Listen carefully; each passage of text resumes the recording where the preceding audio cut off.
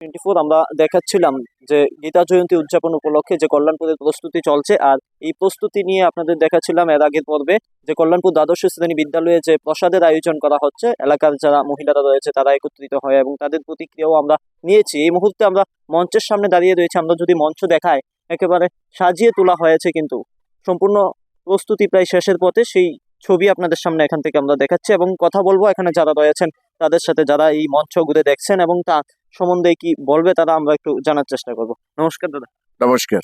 কি বলবেন এই প্রস্তুতি নিয়ে, কতটুকু? নমস্কার সুধী সজ্জন মন্ডলী।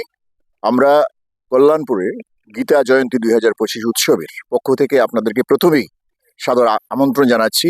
2 দিন ব্যাপী আমাদের যে অনুষ্ঠান 28 এবং 29 ডিসেম্বর, সেই অনুষ্ঠানে যোগদান করার জন্য এবং সার্বিকভাবে সহযোগিতা করার জন্য। আমাদের এখন পুরোপুরি প্রস্তুতি পর্ব প্রায় শেষের পথে। আগামীকাল 28 ডিসেম্বর আপনারা জানেন যে বিস্ময় বালক যে ভক্ত ভগবতজি উনি আসছেন আমাদের এখানে। অনুষ্ঠান সূচিটা যেটা আমরা সাজিয়েছি সেটা ভোর 5টা থেকে শুরু হবে। ভোর 5টায় প্রভাত ফেরি রয়েছে, সেখানে হরিনাম সংকীর্তনের মাধ্যমে শুরু হবে প্রথম পর্ব যেটা। তারপর সেটা শুরু হবে সেটা 10 ঘটিকায় সকাল 10টায়। সেখানে আমাদের এই ত্রিপুরার বিভিন্ন মঠ প্রতিষ্ঠানের বিভিন্ন যারা মহাজনগণ রয়েছেন, জ্ঞানীগণ রয়েছেন, ভগবত প্রবচন করবেন, মাঝে মধ্যে ভোজন আপনারা শুনতে পারবেন। সেটা দ্বিতীয় পর্বে। তারই মধ্যে এটা চলবে 4টা পর্যন্ত। 1টা থেকে 3টা পর্যন্ত আমাদের মাধুপুরি অর্থাৎ প্রসাদ বিতরণ করা হবে। সেটা আপনারা হয়তো ইতিমধ্যে জেনে গেছেন, সেটা হচ্ছে আমাদের কল্যাণপুর দ্বাদশ শ্রেণী স্কুল মাঠে। আর এরপর হবে 4টা থেকে আমাদের যে আসল যে আকর্ষণটা, যেটা যে উদ্দেশ্য নিয়ে আমাদের এতদিন ধরে আমাদের প্রস্তুতি চলছে, সেই বিস্ময় ভক্ত ভগবতজি আসবেন। উনি সেই 4টা থেকে শুরু করে 8:30 অবধি আমাদের সেই মঞ্চে ভগবত প্রবচন করবেন। মাঝে মধ্যে সেই ভজন সঙ্গীতগুলো হবে এবং আমাদের প্রস্তুতি পর্ব প্রায় শেষের পথে। এখন আপনাদের সার্বিক সহযোগিতার মাধ্যমে 2 দিন ব্যাপী আমাদের যে এই অনুষ্ঠান, এই উৎসব, এই যজ্ঞ, সেটা সার্বিক সফলতা লাভ করবে এই আশা আমরা রাখছি এবং আপনাদের সার্বিক সহযোগিতা কামনা করছি।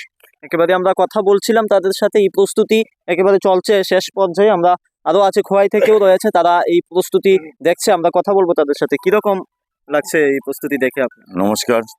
কল্যাণপুরে এই গীতা যজ্ঞ যেটা অনুষ্ঠান হচ্ছে, খোয়াই জেলার সত্যি গর্বের বিষয়। আমরা কল্যাণপুরের মাননীয় বিধায়ক পিনাকি দাস চৌধুরীকে আমরা ধন্যবাদ জ্ঞাপন করছি। উনি এরকম একটা সুযোগ করে দিয়েছে আমাদের খোয়াইবাসীর জন্য। খোয়াই জেলার প্রতিটি নাগরিককে অনুরোধ করব, আসুন আমরা এই প্রবচন শুনি এবং নিজেদেরকে ধন্য করে নেই। সবাইকে নমস্কার, ধন্যবাদ। আমরা কথা বলছিলাম এই প্রস্তুতি নিয়ে এবং আপনাদের আরো ঘুরে দেখানোর চেষ্টা করব। একেবারে মঞ্চ থেকে শুরু করে যে মূল মঞ্চ রয়েছে সেটাও কিন্তু ইতিমধ্যে প্রায় প্রস্তুতি হয়ে গিয়েছে এবং শেষ পর্যায়ের কাজ চলছে। আপনাদের দেখাচ্ছিলাম যেখানে পূজা করা হবে সেই জায়গা থেকে শুরু করে যেখানে মূল অনুষ্ঠান হবে সেই জায়গাও কিন্তু সাজিয়ে তোলা হয়েছে। আমরা সেই ছবি আপনাদের কল্যাণপুর থেকে সরাসরি কল্যাণপুর মোটর স্ট্যান্ড এলাকা থেকে, যেখানে আয়োজন করা হয়েছে এই গীতা জয়ন্তী উদযাপন অনুষ্ঠান 2025, আর এই প্রস্তুতি নিয়ে এখানে চলছে জোর কদমে শেষ প্রস্তুতি। আর আমরা শেষ প্রস্তুতি পর্ব আপনাদের সামনে তুলে ধরছি। খোয়াই থেকেও মানুষজন এসে যারা রয়েছেন বা এলাকায় কমিটির যারা রয়েছেন, গীতা জয়ন্তী উদযাপন কমিটি, তারাও কিন্তু প্রতিক্রিয়া ব্যক্ত করেছেন। তাই সম্পূর্ণ প্রস্তুতি রাখা হয়েছে, কোনো কমতি নেই এই প্রস্তুতিতে। এবং আমরা যদি দেখা এদিকে সাউন্ড সিস্টেম থেকে শুরু করে সম্পূর্ণ কিছুই কিন্তু ইতিমধ্যে কিন্তু রেডি। আমরা সেই ছবি আপনাদের দেখাচ্ছিলাম, এখানে যাতে কোনো কিছুই কমতি না থাকে তার জন্য ব্যবস্থা করা হচ্ছে। আমরা সাউন্ড সিস্টেমের প্রস্তুতি আপনাদের সামনে দেখাচ্ছিলাম।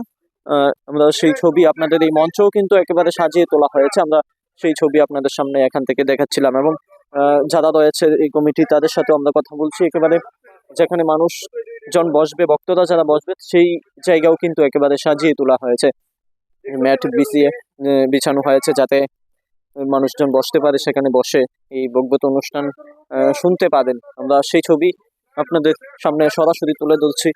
আমরা এই অনুষ্ঠান প্রায় শেষ প্রস্তুতি আপনাদের সামনে ইতিমধ্যে রাত্রিকালীন সময়ে প্রায় রাত্র 8টা বাজতে চলছে। এই সময়ে আপনাদের সামনে সেই ছবি তুলে ধরছে। দেখতে থাকুন অল টাইম খবর 24।